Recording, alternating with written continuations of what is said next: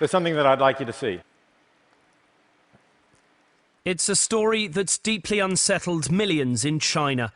Footage of a 2-year-old girl hit by a van and left bleeding in the street by passers-by. Footage too graphic to be shown. The entire accident is caught on camera.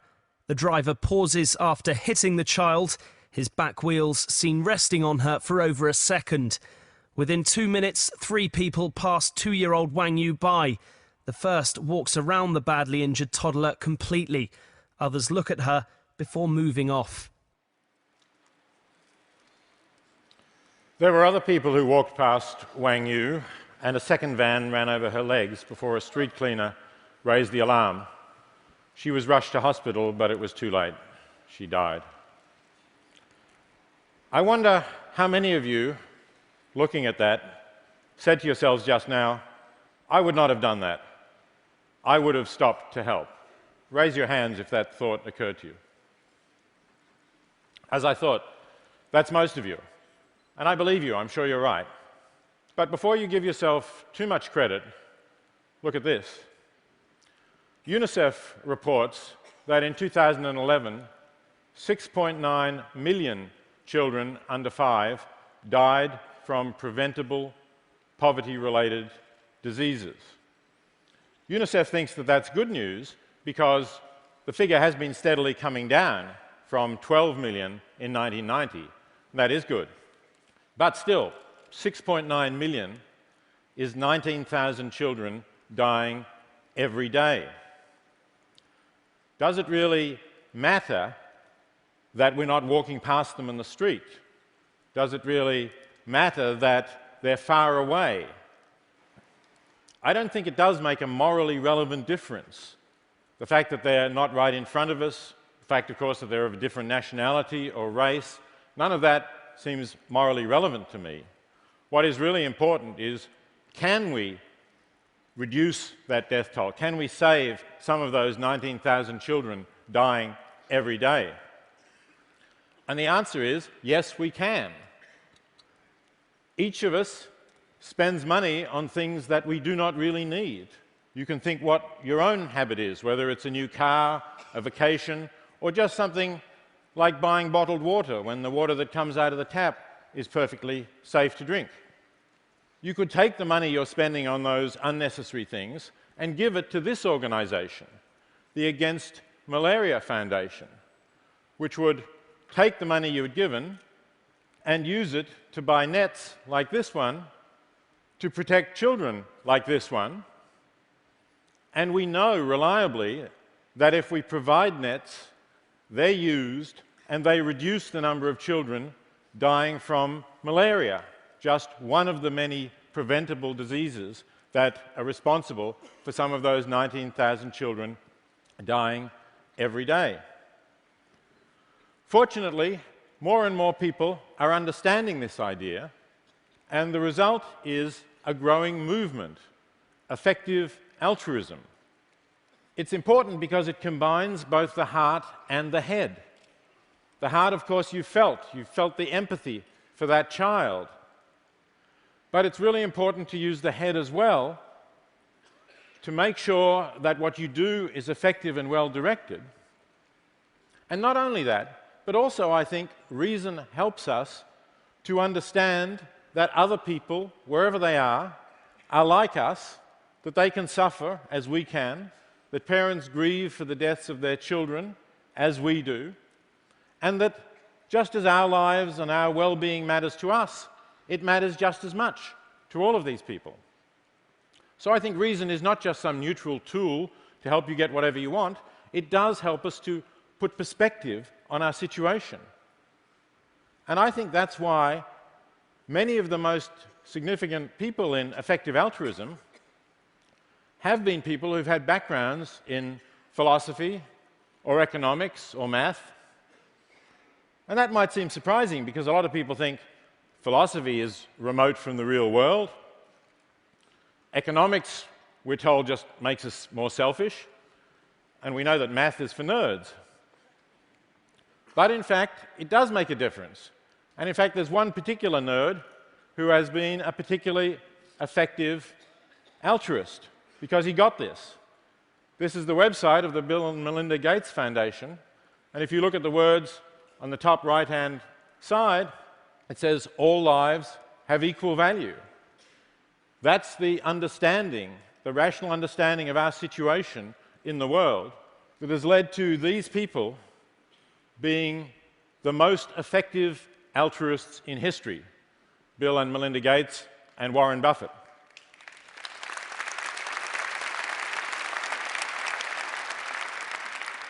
No one, not Andrew Carnegie, not John D. Rockefeller, has ever given as much to charity as each one of these three, and they have used their intelligence to make sure that it is highly effective.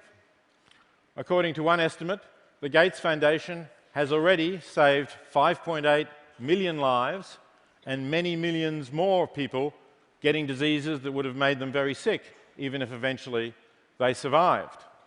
Over the coming years, undoubtedly the Gates Foundation is going to give a lot more, is going to save a lot more lives.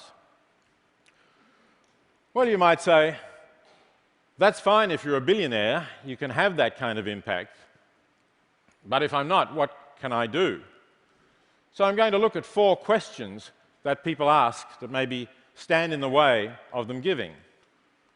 They worry how much of a difference they can make, but you don't have to be a billionaire.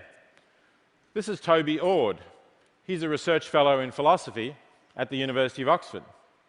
He became an effective altruist when he calculated that with the money that he was likely to earn throughout his career, an academic career, he could give enough to cure 80,000 people of blindness in developing countries and still have enough left for a perfectly adequate standard of living. So Toby founded an organization called Giving What We Can to spread this information, to unite people who want to share some of their income, and to ask people to pledge to give 10% of what they earn over their lifetime to fighting global poverty. Toby himself does better than that. He's pledged to live on £18,000 a year, that's less than $30,000, and to give the rest to those organizations. And yes, Toby is married, and he does have a mortgage. This is a couple at a later stage of life, Charlie Bressler and Diana Schott, who when they were young, when they met, were activists against the Vietnam War, fought for social justice, and then moved into careers, as most people do, didn't really do anything very active about those values, although they didn't abandon them.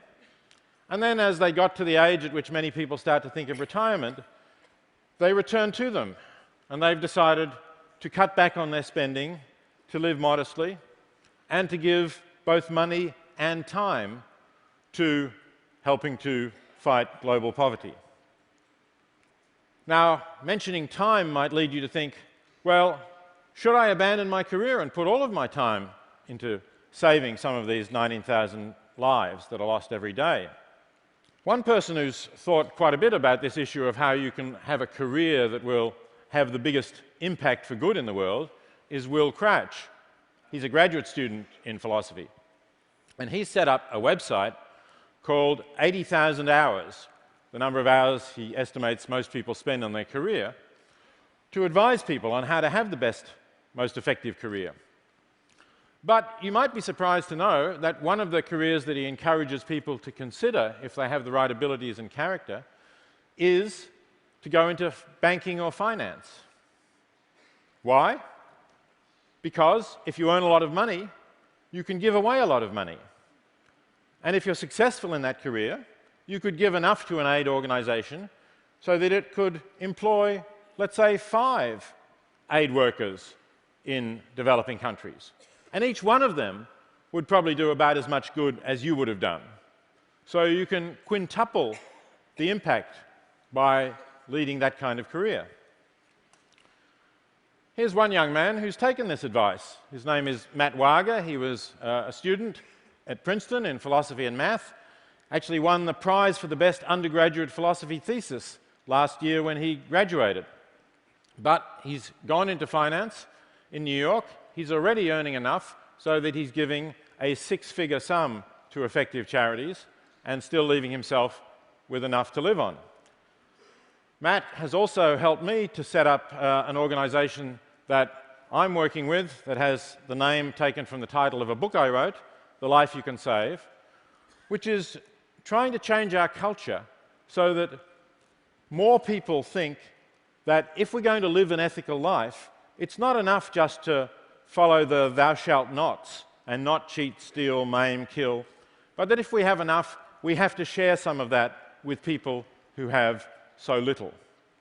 And the organization draws together people of different generations, like Holly Morgan, who's an undergraduate who's pledged to give 10% of the little amount that she has, and on the right, Ada Wan, who has worked directly for the poor, but has now gone to Yale to do an MBA to have more to give.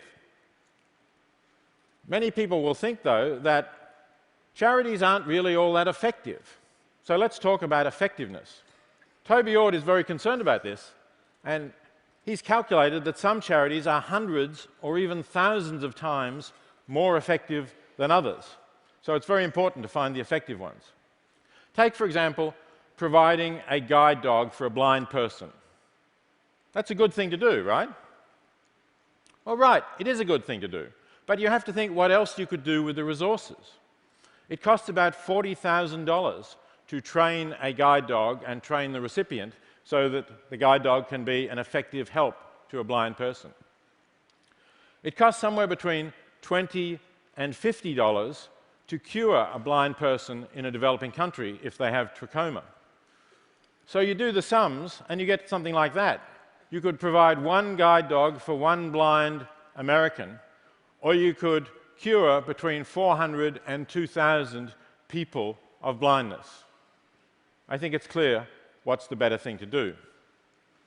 But if you want to look for effective charities, this is a good website to go to. GiveWell exists to really assess the impact of charities, not just whether they're well run. And it's screened hundreds of charities and currently is recommending only 3, of which the Against Malaria Foundation is #1. So it's very tough. If you want to look for other recommendations, thelifeyoucansave.com and Giving What We Can both have a somewhat broader list. But you can find effective organizations. And not just in the area of saving lives from the poor. I'm pleased to say that there are now also a website looking at effective animal organizations. That's another cause that I've been concerned about all my life. The immense amount of suffering that humans inflict on literally tens of billions of animals every year. So if you want to look for effective organizations to reduce that suffering, you can go to effective animal activism. And some effective altruists think it's very important to make sure that our species survives at all. So they're looking at ways to reduce the risk of extinction. Here's one risk of extinction that we all became aware of recently when an asteroid passed close to our planet.